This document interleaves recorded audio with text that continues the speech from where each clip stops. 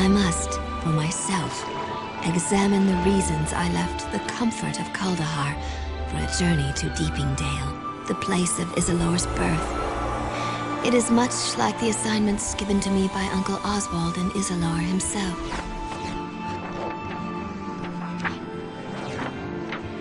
When Isilor left those lands near the Inner Sea for the spine of the world, he told his fellow Druids he would send a student to replace him. This, I told myself, was why I left. But now, as I sit by the warmth of a fire in Mirabar, I realize what Isilor must have already known. I remember the details vividly. It started many years ago. The year was 1310 Dale Reckoning, when scouts from Burn Shander, the largest of the 10 towns, first reported sighting goblin warbands. Within weeks, a river of goblins had flowed forth from the spine of the world, and above that wave of death sailed a banner bearing the monstrous heads of the Chimera. The militiamen of the 10 towns would have been the Dale's only defense had the forces of fate been against Burn Shander.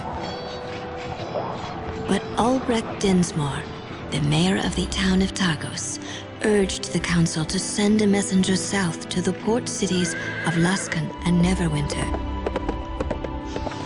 Laskan had problems of her own, but fearful of repercussions, the captains of Laskan devised a simple plan.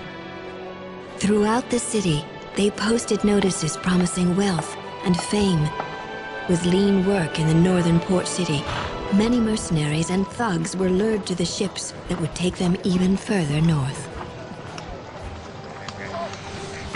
And so their ships crept through the sea of moving ice and onto the Shanegarn River. They bragged of the deeds they would perform and the castles they would purchase.